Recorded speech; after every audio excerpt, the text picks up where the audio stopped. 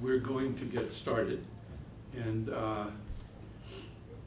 it's my privilege to welcome you to today's Pollak Lecture, to be delivered by Rick Locke, Provost and Schreiber Family Professor of Political Science at Brown University, entitled "The Labor Problem: Can We Create Just Supply Chains in a Global Economy?" I did a little research on the Pollak Lecture Series, and it's intended to stimulate interest in government. It was established in 1954 in honor of Gustav Pollak, who it turns out was an author, critic, scholar, and journalist who immigrated from Vienna to the US in the 1880s.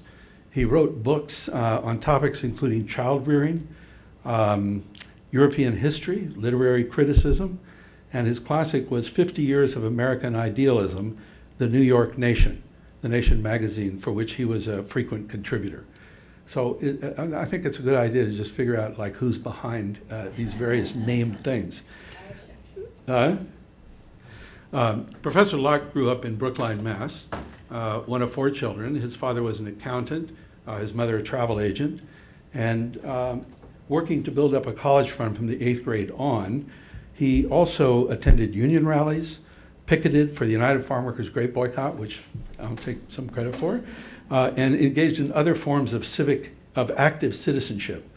The first in his family to attend a 4-year college, he graduated from Wesleyan, where he considered medicine, politics, and the law, and upon graduating became a teacher in Chicago, where he then got a master's at the University of Chicago, then entered MIT to study political economy, focusing on how workers could benefit from economic restructuring rather than simply becoming its victims. Upon receiving his PhD, he joined the political science faculty at MIT, where he came to focus his research on supply chains and served as chair of the political science department and deputy dean of the Sloan School of Management. Do I have that right? Okay. In 2013, he joined Brown University to direct the Watson Institution for International and Public Affairs, and 2 years later became provost, where he has made diversity and inclusion his #1 priority. He's published 5 books and numerous articles on economic development, labor relations, and corporate responsibility. A member of the Council on Foreign Relations, in 2016, the Society for Progress awarded him their inaugural Progress Medal for scholarship and leadership in fairness and well-being. He describes his life's work as focusing on how we can reform our economic system to be more just and environmentally sustainable. So please join me in welcoming Professor Rick Locke.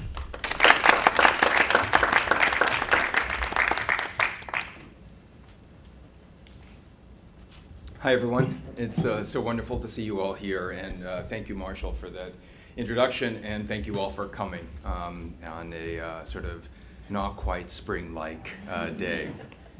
Today what I thought I would do is speak with you a little bit about research that I've been doing collaboratively with different graduate students and colleagues over the last decade or so, which has focused really on whether or not, and if so how, we can promote fair, safe, and healthy working conditions for the millions of workers who make the products that we buy every day and we consume every day. And what I thought I would do this evening is not give a traditional academic seminar, sort of it's going to focus on one paper and I'm going to lay it out, but rather what I thought I would do is sort of talk to you a little bit about sort of a trajectory of work and try to build a kind of overarching narrative of what I have learned over the course of these years studying this problem. And it's wonderful that there are several people in the room who have also been studying this problem and whose work I greatly admire and have learned from. So what I thought I would do this evening is really divide the talk into 3 parts. First, just talk a little bit about the context and the motivation for the work. Then give you a little bit on the research design and the key findings, and then open it up for discussion. So, motivation and context. Why should we care?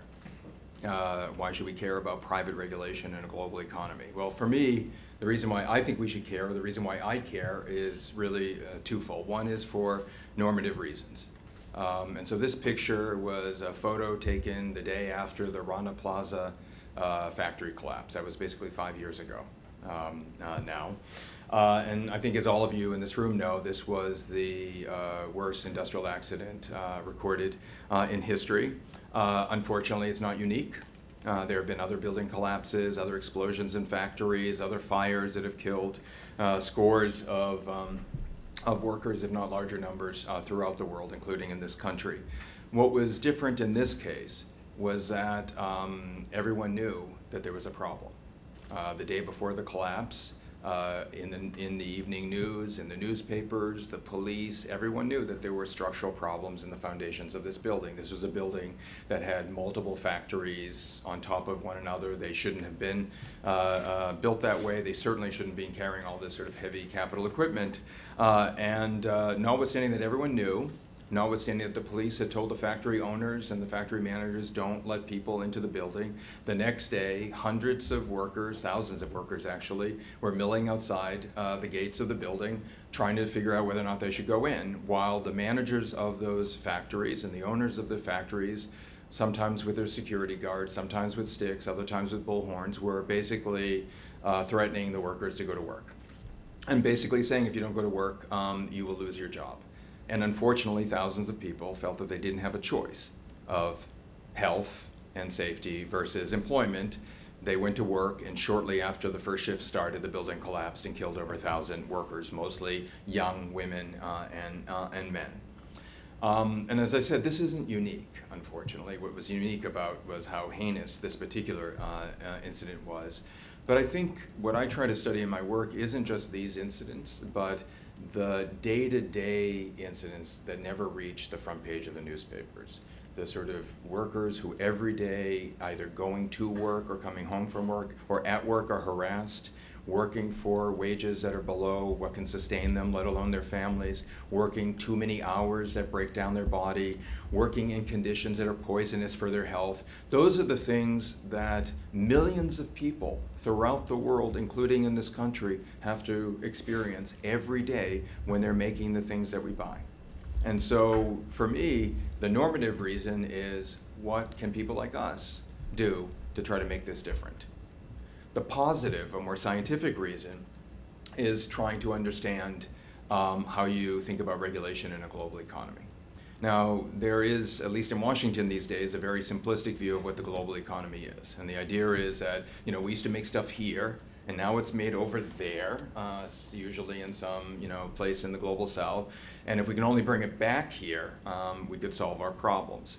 But the fact of the matter is that we live in a global economy that's structured by supply chains. And what that really means is that every product, whether it's this product or your handheld device, et cetera, is made up of many different components. Each of those are produced in very different parts of the world.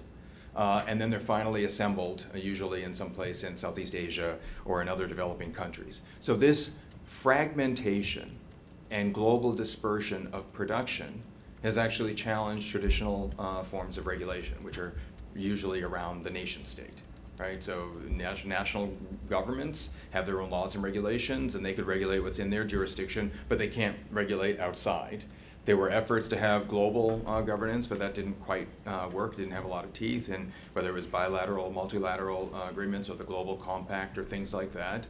And so what has happened is, to fill this regulatory void, a whole system of private voluntary regulation has been created. That's actually the dominant form of regulation for labor and environmental standards in these global supply chain factories. And so I wanted to understand, does this actually work? If so, how does it work? And if it doesn't, what else might work? So that's the positive scientific question.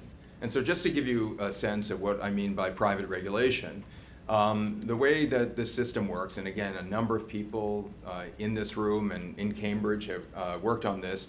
The way it works is that buyers, whether they're retail chains or brands or whatever, they basically develop their own code of conduct. And the code of conduct is usually sort of the law of the land plus maybe some tweaks. And what they do is they ask their suppliers, in this case the exporters, or the importers of the buyers, the exporters of the factories that make things, or the farmers that make things, and they say, if you want to work with us, you have to sign on to this code of conduct, which they do, To make sure that there's in compliance with that code of conduct, they engage in these periodic audits. They can do those audits by their own employees, they can hire third parties to do it, sometimes NGOs do it. And the way that the system is supposed to work is that if you are in compliance with the code of conduct that your buyers say that you should do, then you're supposed to get more orders. And if you don't, the orders are supposed to be reduced, or there's supposed to be a plan to redress things, et cetera. But that's how health and safety, wages and working conditions, working age, and even environmental conditions in factories are regulated in most of the supply chain, factories and farms that produce the things that we make. Now, this started off as a very small phenomena. You know, in the early 90s is when the system started growing, and you only had a small number of sort of brands doing it. But by you know, this decade, you have hundreds of these brands, these companies, even some lead suppliers who are developing these codes of conduct and monitoring their factories and farms, the workplaces, to make sure that they're in compliance. So that's the phenomena, and we want to understand whether or not it works, if so, how, if not, what else, and does it actually make a difference. So what have I been doing over the last several years, and how do I study this problem? Well, the first thing I think is important to realize is that this is collaborative work. So I've been blessed by having a group of really wonderful graduate students at MIT when I was there, and now some really wonderful students at Brown. And we work together to study these problems. And what we're able to do is convince companies, lead companies like Nike and Apple and HP and Coca-Cola, to share with us all of their audit data. And Michael's done a lot of this work too, and they don't come in nice spreadsheets. You have to actually build the data, and so you have to first convince them to share these data with you. Then you build the data sets, you analyze them, and it shows you that there are some trends. And then what we wanted to do is actually do some field research as well. Now, what was important in terms of the data that we were able to collect is we got two sets of data. One were the actual audits, right? This is when they send these inspectors in the factories, what do they find? And these are checklists and things like that, and we collected those and built, you know, so that sort of gives you a proxy of outcome. People have made a lot of, there's been a lot of discussion about how accurate that data is, and it probably isn't fully accurate, but it's amazing what it shows. Even if it is company data. So if it's cooked, it's not fully cooked, because you can really see a lot of bad things happening. But we also had the sourcing database, and that's really important, because the sourcing database from these companies told us where were these factories located, who owned them, how big they were, how old they were, what kinds of products did they make, and who else did they sell to. And in some of the companies, they actually gave us purchasing data. So we actually knew how much they were spending, and that was really important, and the last paper I will tell you about focused on that. And so what we did was analyze these different company data, and the idea was to look at different companies in different sectors, right? So it can't be like, oh, Nike, that's a bad company, but Coca-Cola is a good company, you know. So look at different companies with different reputations in different sectors that have very different dynamics over time and across space, to control for a variety of variables that, at least in my world, you would check for. And not only did we look at the data to try to see trends, but we did field research. So I speak some languages, unfortunately my students speak other languages, and so over time, through these different projects, we visited 150 factories in the 10 largest countries that make these products, and did over 800 interviews. So it was really a mix of qualitative and quantitative work. What did we find? The first finding, which is not so surprising to people who are activists in this world, but it was a surprise to me, because I actually did believe that maybe the system of private regulation could work with the right kinds of incentives and training and stuff like that, is that it works, but it's limited in its capacity. In the sense that if you look at the data, at least the data that I have seen, what you see is that things get better, and then they stagnate. And then they start moving in and out of compliance. They don't lead to significant and sustained improvements. Now, I can't say for sure, like, it's better than nothing, because I never studied places that have no compliance with places that do. I only had data from systems that had compliance. But this is what we found. And by the way, we found that regardless if we're talking about commodity agriculture, apparel, electronics, footwear, toys, furniture, across the different sectors, different countries, et cetera. So that's finding number one, and I think that's important, because every single time you see a Rana Plaza story in the newspaper, if you read the article, it'll say, and therefore we need more compliance, better, it has to be more frequent, more stringent, more transparent, whatever. And I think that maybe could help, but it's not going to solve the problem. So the second finding is a more promising finding, which is what we call capability building. And capability building is really a sense that it draws on work that, again, people here have worked on, and others in Cambridge, which is the sense that, do the agents actually have the capabilities to do the work that you want them to do? And I think we had an assumption, I certainly had this assumption, that, that part of the problem is that we have these kind of amoral factory managers or owners. And unless you inspected them carefully and policed them frequently, rigorously, et cetera, unless you were on top of them, they were always going to do the bad thing. And what we learned by doing the field research, which was so important, is that while there are some bad apples, and I would say the people at Rana Plaza fit into that category, but most of the people who run these factories are actually very decent people. And they got to their role by usually being really good workers who got promoted to be supervisors, who then got promoted to be, say, maybe a plant manager in their home country, and suddenly they're being sent to some other country to run a factory. So it started in Taiwan, now they're in Honduras, they don't really speak the language, but more importantly, no one ever taught them basics like inventory management, operations management, human resource management, or how you might schedule work and personnel and shifts and things like that. And once you give them this training, incredible things happen. And I'm going to show you some data on this. The third finding is we always, in this work, we have always focused on the site of production, whether it's a farm or a factory. I think that's twofold. One is because that's where we saw the problem, so let's go study where we see it. In many ways, it's kind of looking for your keys under the light post.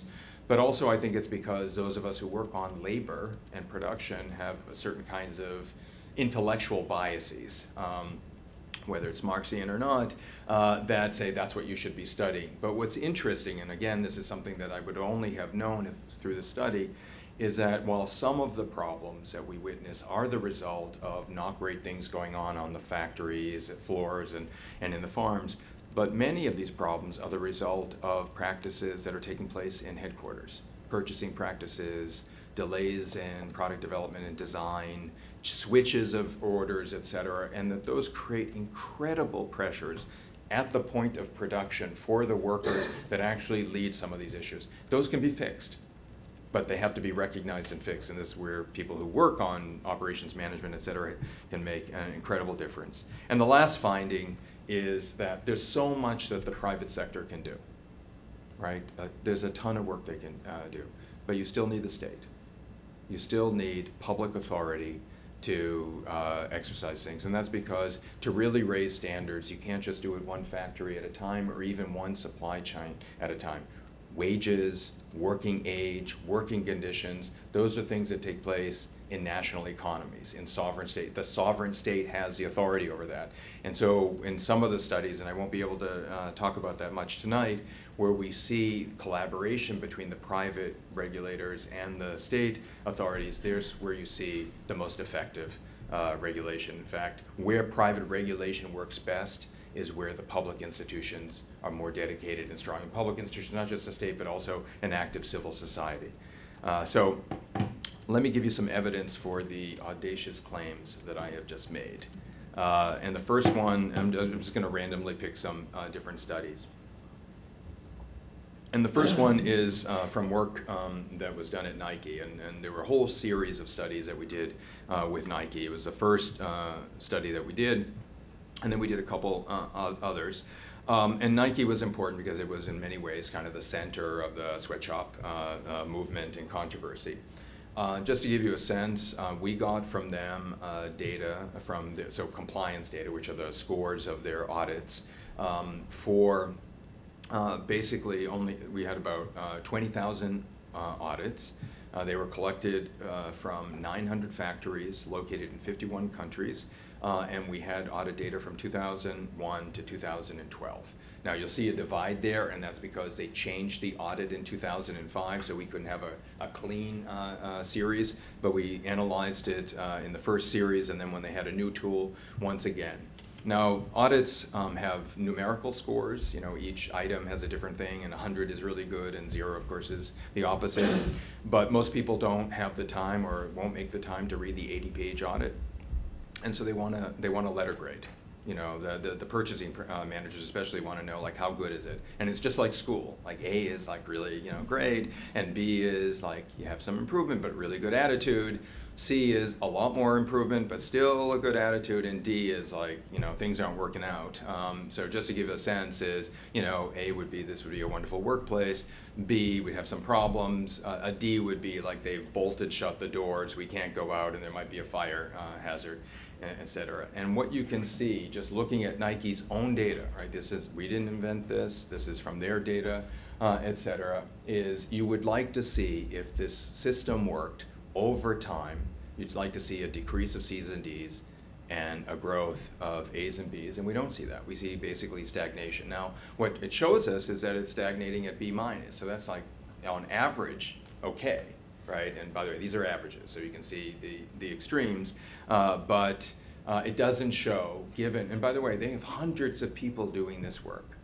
They spend millions of dollars visiting these factories, et cetera. They have an interest, given their brand reputation, to make this work. And many of the people that I've interviewed who do this work are actually fantastic people. And there's a whole circulation. They work at the World Bank, then they work at Nike, then they go at Oxford. I mean, it's a very interesting world of people who do this. It's just about the system. And it's not just Nike, it's other companies. So, you know, after we did the first study of Nike, people said, well, everyone knows Nike's a bad company. So, you know, telling us anything. I'm like, well, actually, it's not such a bad company. Or they say, well, you know, footwear, that's so low tech. You know, and actually footwear is quite high tech. So, you know, that we took the challenge and decided to replicate the study in many different places. So we did it at Apple, we did it at Hewlett-Packard, Coca-Cola, other companies.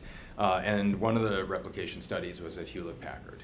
So HP, different from Nike, has a great reputation, the HP way, it's an environment and community and all these things. And what we were able to get from HP was basically audits from 261 of their factories, which basically make about 80% of the product. Now, what I did in this slide is I wanted to give you a snapshot of just what these audits look like. So you'll see a couple things. One is you won't see 261 here because not every item is always filled out in an audit. You know, people are satisficing when they're doing this work. They're going through the factory, they have a day, maybe two, and they're just sort of checking things off, et cetera. So you see different numbers. The other thing that I wanted to show you is that at least I had believed before I did this work that we could divide the work between compliant and non-compliant factories, or like ones that are closer to compliance as opposed to less close. And what you see is you have variation in compliance by issue. So in here on the average of these factories, you can say, well, it's nice that most of the factories don't have, you know, slave labor, which is great. But you'll also see, you know, but only 32% are actually in compliance with working hours. By the way, these are the same factories that were producing stuff for Apple, where 24 workers before Rana Plaza had killed themselves because they couldn't. Remember, they were jumping from the roofs of the factory. And another thing that you'll see is only 31% are in compliance with the management of hazardous substances. And those of you who have studied electronics know that that's where you have explosions and fires, et cetera. So even in the HP way, a good company, we see many of the same things. And this is a company that I can't share the name. We signed NDAs with these companies. Sometimes they allow us to give their name, other times not. But this is a huge sourcing agent. So the way a lot of this works is sometimes big companies find their own suppliers, but often they go to a sourcing agent. And so Nike or Walmart will say, I need 200,000 pair of this. Sourcing agent, can you find it for me? So this company is huge. It's a major sourcing agent. We got data from almost 5,800 factories located in 41 countries. We had data from 2009 to 2012, and it allowed us to actually study 10 cycles of audits over time. And what you can see, they have a different scoring system, but they're just a little bit better than immediate action, but you don't see that blue line heading up over time. And by the way, I can show you this story for Coca-Cola. I can show it to you for Apple. I can show it to you for some of the other brands that we studied, Calvin Klein, and stuff like that. It's all the same. So regardless of the company, regardless of the sector, regardless of where the country, the factory is located, or time, what we're seeing is that this system of private regulation, while maybe better than nothing, is not really leading to significant and sustained improvement. So that's finding number one. Not a very happy story, but it's important to know. Finding number two is about capability building. And so this actually we stumbled. This is why sometimes it's really important to do field research. And the way that we did the field research is because we had the data from the companies. We could actually look at them, and we started selecting what we saw as matched pairs based on the data. So we were looking at factories making more or less the same products for the same companies in the same countries, in factories of roughly the same size and age, but that seemed to have different outcomes, and we wanted to understand why. And since we had the data, and what we had negotiated with the companies is they had to give us data, and they had to facilitate access to factories, and we got to choose which ones we visited. And so we did a series of these structured comparisons, matched pair comparisons, and these are these two factories that we studied in Mexico. They make the same product, which are these kind of high-tech T-shirts that you wear so it flicks off the sweat when you're running. They're located in the same country. They're of the same size and age. They're making the same product for the same brand, Nike. You'll see that the average wage is different, and that's not because of the minimum wage. They pay exactly the same minimum wage. It's because of difference in terms of productivity wages, which I'll talk about later. Plant A has a more modern production system. Plant B has your traditional production system. Those of you who have ever been in a garment factory, it's called the bundle system, which is a long line of people. They all have sewing machines. The pieces of this garment are all cut in different pieces. They're bundled together. The first person sews this piece and then rebundles. The next person sews this piece. And by the end of the line, you have the full garment. That's how it works. So B is that. For truth of advertising, because we're in the real world and we can't match perfectly, Plant A is owned by locals, and Plant B is owned by a company from another country. We have studied that same company in other settings, and so it's not about nationality that's explaining the differences. And the last thing that's important is overtime. Workers want overtime.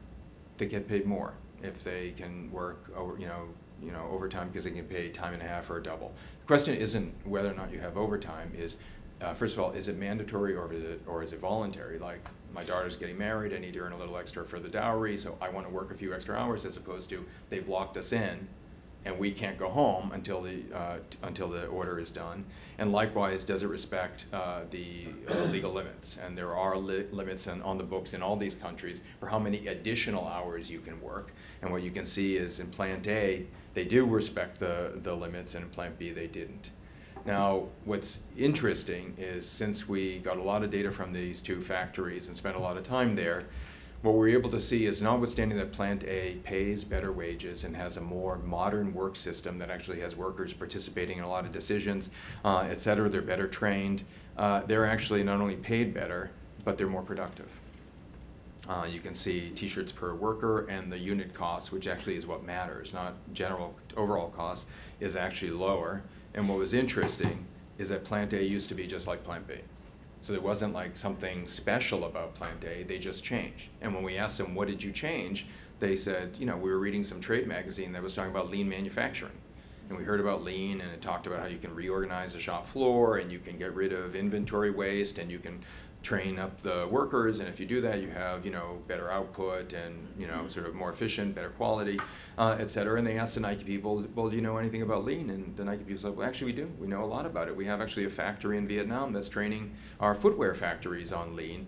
And so what the Nike people did is some of the same people who were doing the audits actually started working with Plant A to help them, and they brought in some, you know, consultants to help them to reorganize the shop floor, to retrain, uptrain the workers, and to change the system. Now, it took several months. You know, this isn't something that you can do from one day to the next. And in fact, things get worse before they get better.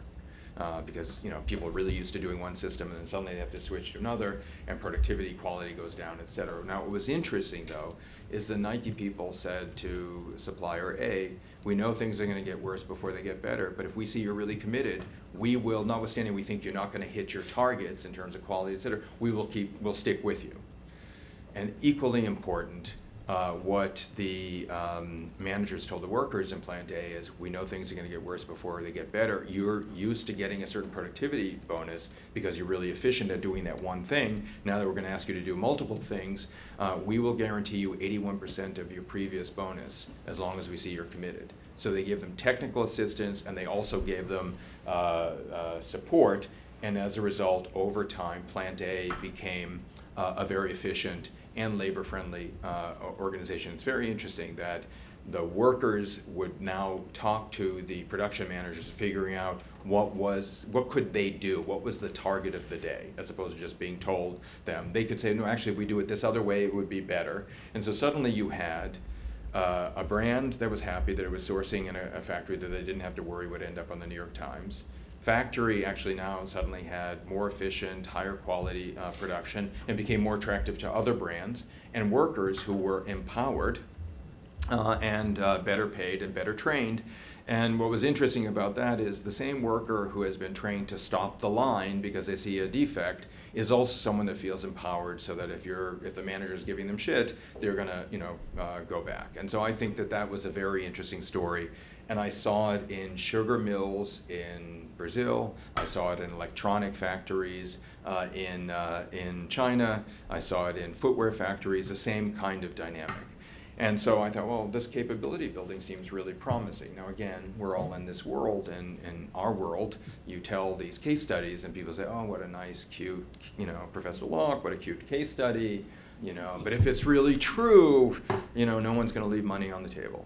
And so we took that as a challenge and convinced Nike to allow us to study the rolling out of lean manufacturing among their apparel suppliers.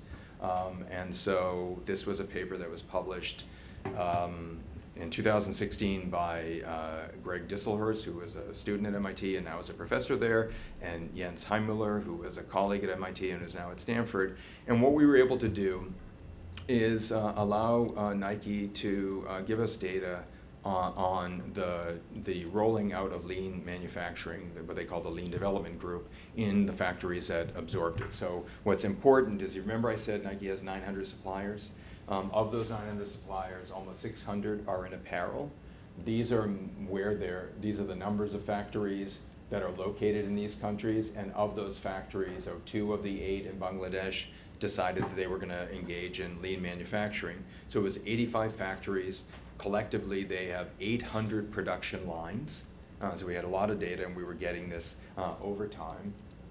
And so we wanted to see, does it have any effect? Now, you have to study this in a very careful way, right? Because we wanted to study those factories that decided to do lean as opposed to those that didn't, right? So intervention versus non. But we also had to study things over time. Does it really make a difference for those that do it? But we had to be careful that we weren't doing some sort of selection bias, right? That the factories that decided to embrace lean already had other things going for them, and that's why they embraced lean. So because we had the data available, we were able to look at were there any real significant differences in performance around labor issues between the intervention versus the non-intervention groups. And you can see 2 years out, there's no difference. Then once they do the intervention, you still don't see much of a difference. I mean, you start seeing movement in the right direction, but still not statistically significant.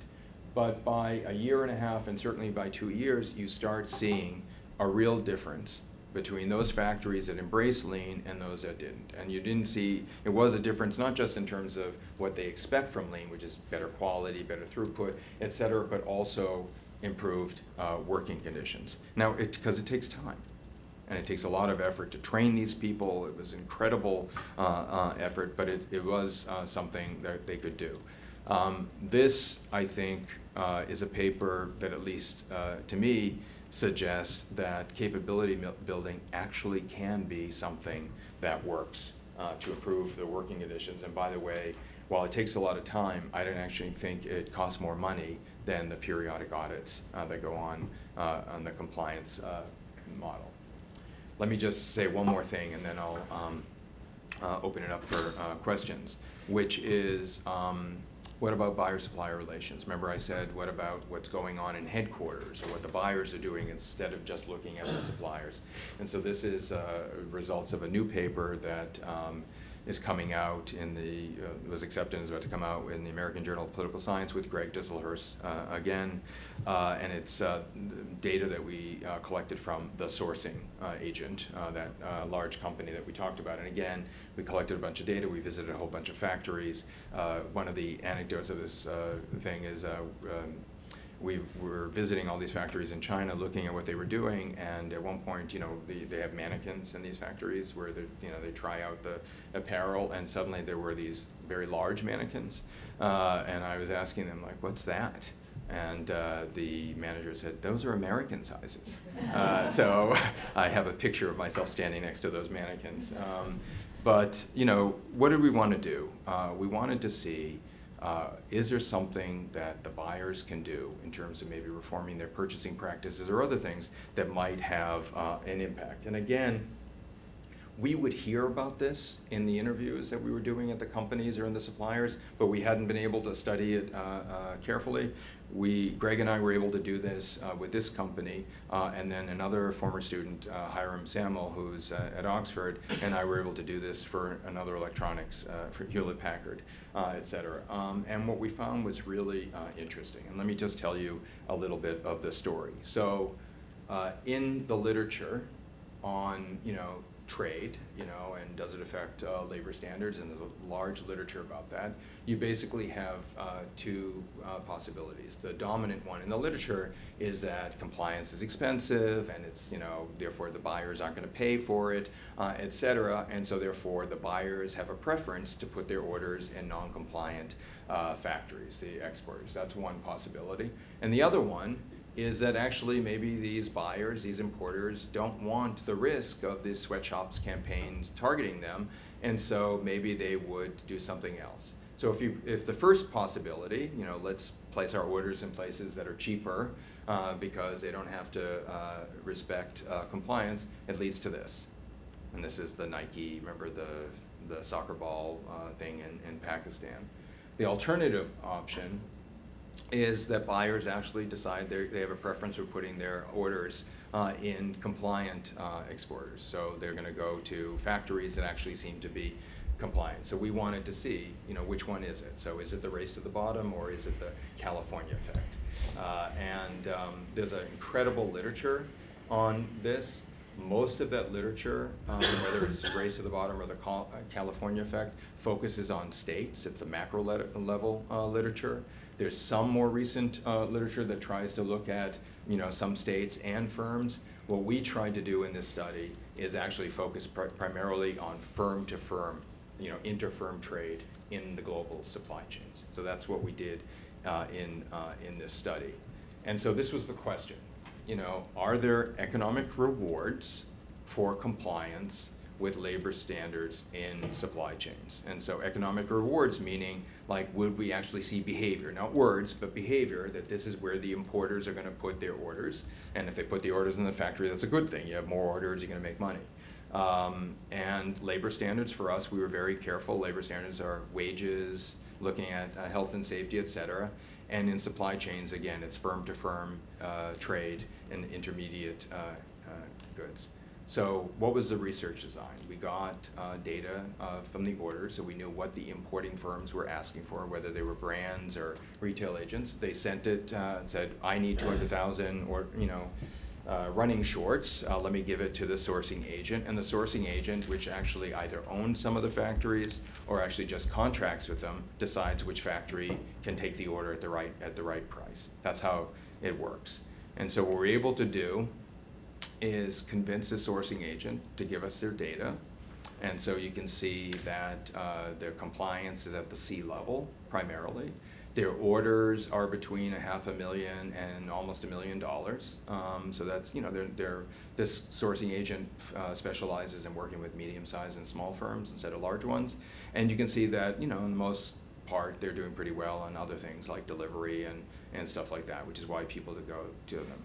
Who are the importers? Who are the people who are placing the orders to sourcing agent? They're basically retailers and advanced companies. And you can see they're retailers, you can see what kind of retailers, and you can see most of them are either in North America or Western Europe. And so based on that, we wanted to basically find out how are things going. So who are the exporters? Where are the factories? Well, these are all of the factories that work with this sourcing agency. This is why they work with them. So this is because of their rank for global clothing experts, and this is their labor rights rank, which are pretty much at the bottom. And this is not my ranking, this is Lena Mosley wrote this terrific book that did a lot of work looking at these labor rankings. So you can see that most of the factories that this company works with are in the countries that are making most of the apparel, but are also not known for great labor rights. So the question is, does it actually pay to be compliant as opposed to not? And so what we saw was that most of the orders were being placed in countries that have very low labor standards.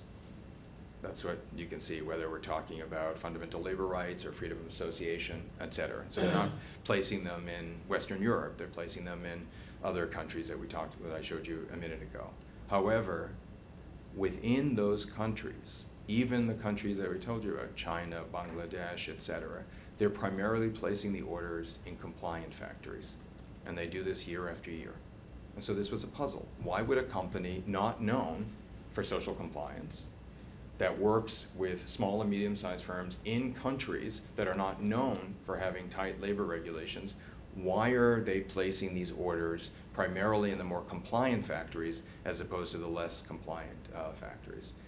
And so we wanted to know that. And so again, you have this selection bias thing, like, well, maybe they're placing the orders in those factories because they have other good stuff going on. They have better management, or they're larger, and sourcing agent had a whole series of arguments, like, oh, they're better managed, they've always been good, and stuff like that.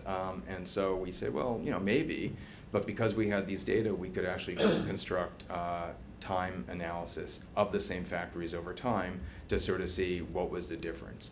And so what we saw was factories that were always in compliance, you could see that their premium was growing.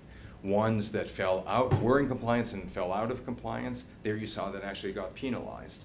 Factories that were out of compliance and then moved into compliance, we saw actually a growth of their premium, and ones that were never in compliance, they suffered. And so we were able to construct these mini panels of the same factories, and graphically this is what it looks like, which you probably can't read, but it just shows the movement, you know, where you would hope it goes up, and where you expect it to go down, it doesn't. So what did we find? And I'm going to then conclude, is that even in a world where it looks like things are set up so that you would go for a race to the bottom, working with agents that have incentives you would think not to do it, we see evidence for a preference to work with more compliant factories, and that those factories are rewarded. And what we believe is driving this is that those importers who are subject, some of them, to activist campaigns, are telling the sourcing agent, put them here because I don't want that pressure. But that shows that civil society can mobilize itself to bring about real change. So that's the work that I've been doing over the last several years. I feel blessed that I was able to work with some amazing graduate students who not only have taught me a lot, but are able to sort of keep project going when I'm distracted with other things these days. But what we're doing now is hoping to work on two projects. One is what I call good jobs in the global economy. and it's literally trying to come up with an alternative narrative to what we hear in Washington these days. If we do live in a world a global economy shaped by supply chains, then it's not they were made here, they're there, now bring them back, but what pieces of production should be here as opposed to there? And then how do we make sure that those pieces of production not only remain because they're economically viable here and not because we're giving them tax incentives, but that they can promote positive spillovers and good jobs. And for me, good jobs are living wages and health and safety working conditions. And so what we're trying to do is working with a couple of these companies to allow us to actually look at particular products and where the different pieces are sourced, which pieces in the United States as opposed to others, and to try to understand, does it make sense for them to stay, and how do you build positive spillover effects? So that's one project. And the other project that I just started at Brown was everyone's working on the future of work, right? Everyone, is doing that, including Brown. And it seemed to me that when I look at that literature, and again, I haven't been able to stay on top of all the literature because of my other commitments, but it seems to fall into two categories. One is it's like technology forecasting. Like this is it's like an AI, kind of robotics literature, and like this is where it's going. And I think some of that technology forecasting is important, but some of it's not really good. Or it's basically economic analysis, and it's just basically yet again, skills mismatch case, or explaining why productivity and wages are going in different directions. Again, that's important. But what I think is missing is what about the value of work, people's identity of work, and how do we study that? And so I've been putting together a group of people at Brown who are humanists, social scientists, not just economists, although some of them too, and people in engineering who work on AI, to actually study, could we actually not only do the technology forecasting and the economic modeling, but could we study the evolution of careers and occupations within these factories and how those have changed? Could we do something like a Studs Terkel in the 21st century and actually get people to talk about their work and their identity at work and what's happening with that? And how would we enrich this conversation that's taking place in the country, and how might it also shape what we should be doing as universities? And the kind of we're still doing the same thing that we've been doing for centuries, only now we have technology to help us.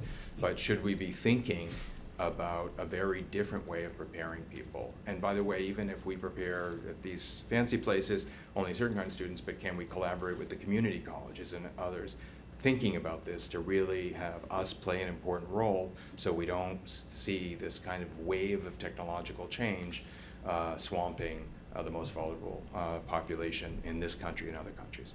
So that's the work, and I'm happy to take questions.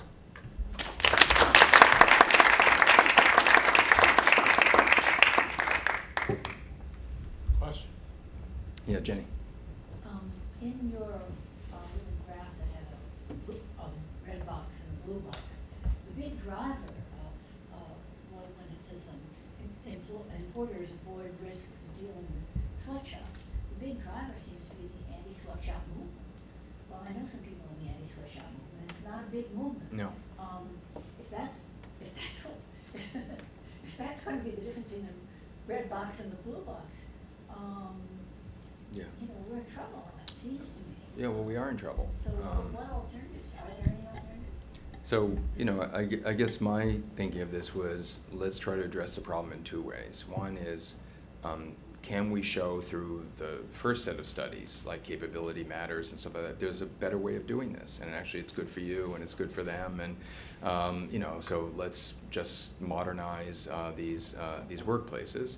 And I think we can, there's a lot of low-hanging fruit, and I think we make a lot of improvements, but at some point that win-win solution is not going to get there.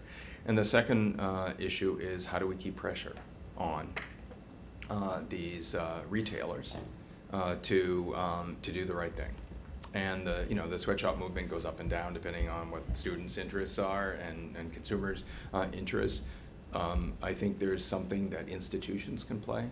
We think of the anti-sweatshop movement as a collection of individual consumers, but universities and other institutions are large institutional purchasers for these same companies. And so at one point we all had these licensing committees and they were active, at least the ones that I know aren't that active anymore. So what can we do there? And the other thing that I would like to see is can we reframe the whole ethical sourcing discussion?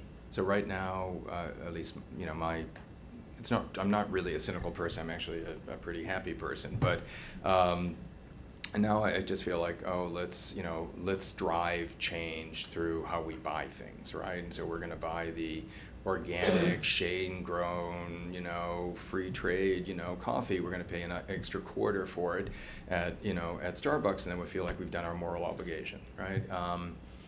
And if you look, there is some, like Dara Rourke and other people have done some very cool work on this ethical purchasing. Michael Hiscox here at Harvard has done some really cool work on this, but it's not a big chunk of the market. And I think it's really important. But what if we could extend that discussion?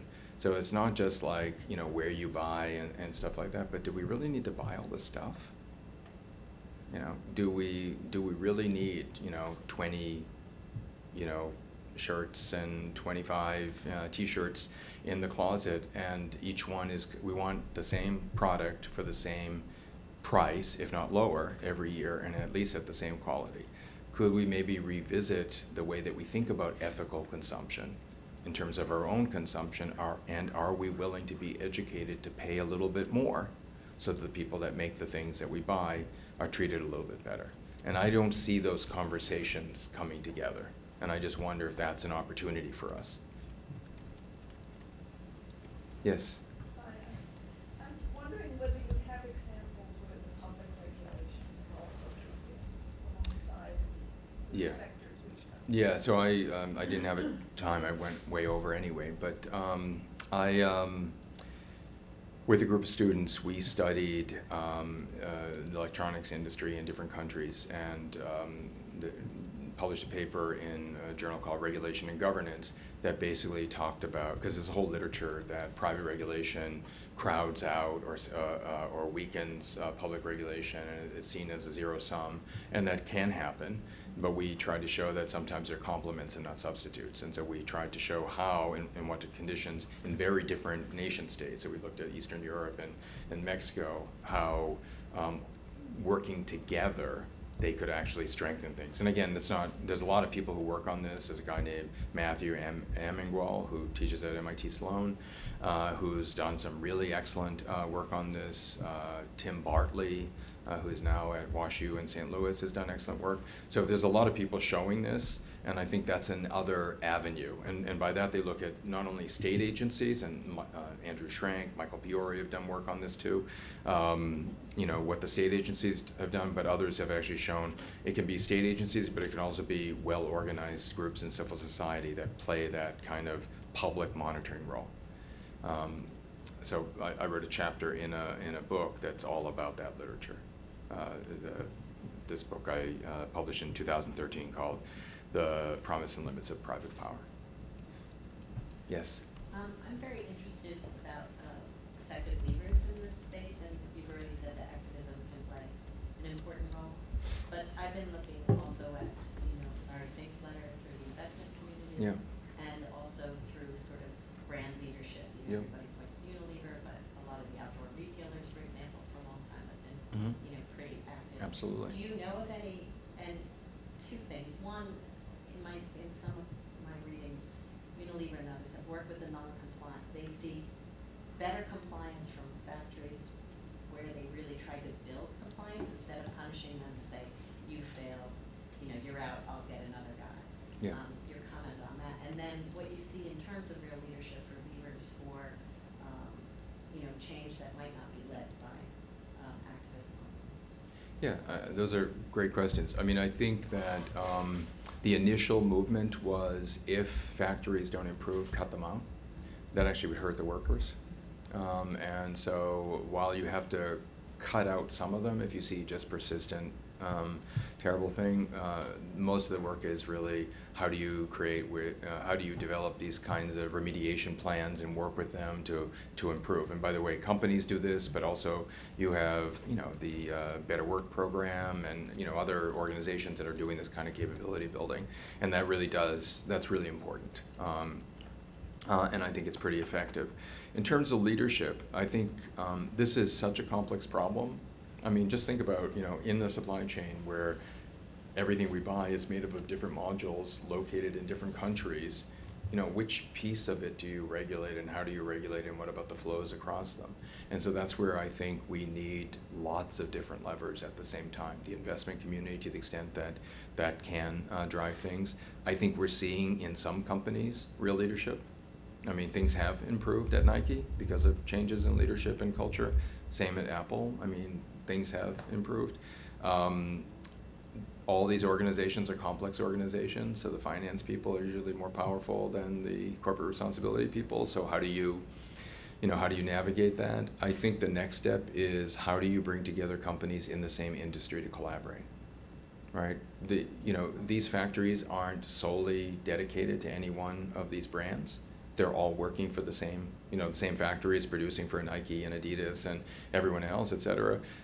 If one does it and the other one doesn't, then that doesn't really help, but how do you bring them together? And I think that's the next movement, is to try to create these industry-level collaborations that don't get into anti-competitive behavior around pricing and stuff like that. Yes? Thank you very much for your presentation. I used to be an environmental health and safety consultant, and I was asked from Nike, Coca-Cola to audit the supply chain in Japan. But I was very disappointed by your system. So it's very hopeful to hear about capacity building was really effective. And then I have two questions. I'm sure that you presented this finding to the company. You provide data. Yeah. So I wonder what's their response, and then also how the other companies have kind of started actual capacity building. Sure. So one of the things that we did, and Michael was very involved in this as well, is a whole group of us who do this kind of work. And we try to get together. When I was at MIT, Josh Cohen and I had started something called Just Supply Chains. And what we tried to do was bring academics to share the research. And then we'd bring different company representatives and their fiercest NGO critics to these meetings, and we would try to moderate these conversations and try to say, like, this is what we find, and how do we change things? And I would say, the initial reaction, I did not make a lot of friends in the traditional compliance teams. But when we started showing these results to anyone who worked in the factory, they all nodded their head and said, yeah, you're right. And so some of the companies started changing what they do. I think Nike is one of them. I think Apple's another one. It's no mistake also that now Josh Cohen is doing a lot of work with Apple, so they're agents of change. And it's sometimes really difficult because this is really something that you have to have lots of different stakeholders involved, and bringing them together. Some of those early meetings is everyone was in their initial position, so the NGO would just start screaming at the company would be defensive and sort of not saying anything but saying a lot of words. And after a couple rounds, then people started actually having real conversations. And so that's something that we did one of these meetings. It wasn't called Just Supply Chains, but we had it at Brown last June, and we're planning another one in the fall. I think to the extent that we can convene people and share best practices, and by the way, at some of those meetings we had government people, so we had people from the Ministry of Labor, from Brazil when it was a different government. We had people from Vietnam, from the Chamber of Industry and Commerce, and just trying to bring people together to learn collectively. And I think that's our responsibility as academics and engaged citizens, is to try to share what we do with practitioners to bring about change. Maybe I'll take two last questions. Yeah. Actually, full disclosure, before I started sustainability at the Harvard Extension School, I worked for the Ministry of Foreign Affairs of the Netherlands, and I worked in Vietnam, and we did a lot of public-private partnership developments, and actually, and I wrote I read your book, and that was exactly what we did, and we started doing that 10 years ago. And I think the Dutch government was one of the first ones, maybe with some other Scandinavian governments. And I was wondering, and I was, so do you think, so collaborating with different companies together, how can you make that happen here in the US more? Because I think it's also a mentality question, and it's so much easier to organize in Europe, at least that's my feeling so far, than here in the US. I'm not sure if you can comment on that. Yeah, I mean, there are some coalitions of companies already, like the electronics industry has a coalition that brings together the brands and some of the lead suppliers, and you have other coalitions of companies not necessarily focused on labor and environmental standards, but doing other things. So we do have that, and we have it historically in this country as well. There's a great book by Gerald Burke, who historically showed how companies came together and coordinated across different industries in this country. I think it's a challenge, and by the way, I think it's a challenge not just in the U.S. versus Europe. I think it's also a challenge to sustain this kind of collaboration in most places. And again, I don't think that just because it's a challenge doesn't mean that we should give up. I think we just have to keep pushing for it. But it has to be a better coordination, because you know, the Nikes and the Adidas and stuff, they're at one tip of the iceberg. There's all these other layers, and it gets worse and more ugly. And so, you know, we have visibility in maybe the top 3 layers at best. And so how do we actually start drilling down? The sugar supply chain study that I did, and it was specifically in Brazil, and I went to Pernambuco in the interior of Sao Paulo. That was really interesting, because there you were at the farm, as well as in the mills, as well as in the distributors, and that was important. One last question, yes? Thank you for your wonderful work. And I noticed that you didn't talk so much about the workers themselves. So when you talk about this capacity building, because there are different codes of conduct. Some are about like slave labor or forced labor, and some about right to organize, or even collective bargaining. So I wonder whether there's changes among the workers or so. Sure. No, that's a great question. Actually, looking at these different codes of conduct, it's remarkable how similar they are.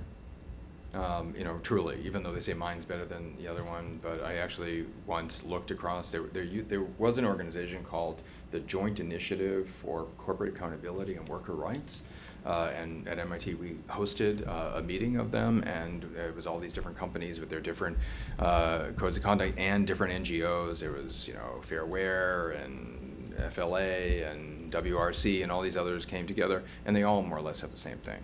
So they say that it's different, but it's actually not. The countries that I did work in, even though they do have on the books, you know, that they have independent unions and stuff like that, they weren't often very independent. They were often controlled by the government or the party or something like that. Because of the work we did, we had to go through an IRB process, and so therefore I did not think that we could interview workers in the places that we were doing the work that might not put them at risk. So I could maybe get a couple really great quotes for some paper, but the cost of that, the potential cost of that, I thought was too high. And so through our IRB process, we, you know, in some places we had group meetings and stuff like that, but we never used any of that because I didn't feel like I could ethically do that. In some of the places, we actually met with workers outside.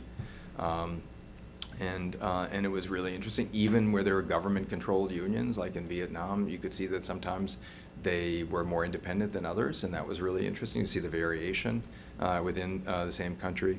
But that's why it, you know, my work really is focused on workers, but why it doesn't, you don't have that voice in this work. And with it, yeah, of course. Yes. What about legislative action at the state level in the U.S.? Like California's, you know, sort of promising. Yeah. What kind of legislative action could be taken? Well, I mean, David Weil, who was associated with the Kennedy School and now is the dean of the Heller School, has done amazing work that showed how at the state level You could introduce legislation, whether it's on occupational safety and health, or the enforcement of the hot goods provision of the hours and wages laws, and you could see a lot of variation. So I think, for example, the California Transparency Act, is that what it's called? Where now you have to be able to report how things are made in your supply chain, and you're held accountable for it. That can bring about real change. So activists could leverage state power in that way. Especially if you have a huge market like California. You saw the same thing actually in Brazil. One of the things that really made change in the sugarcane, which is really, I mean, it's like the process of cutting cane and marginally, like, that hasn't changed for centuries, even though some of the machinery is a little bit better, but it's really shocking. And what happened is that there was a law in Brazil that was called the Law of Solidarity, which basically held you responsible for the conditions of the sugar workers, even if you were an independent mill or bottler, because the way that works is they're not all owned, and that really cleaned things up. So I think there is leverage. I mean, I don't mean to be a downer. I'm just telling you that there's a bunch of problems out there. There are different ways that we can bring about leverage. I don't have the magic formula like this is it. I think all of these things are it, and I think it's important for us as scholars to be studying these to see what really is effective under what conditions, and for us to translate that work with practitioners to make a difference. So thank you.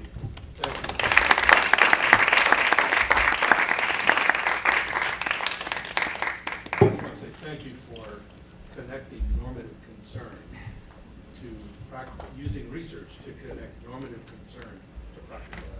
That's what we try to do.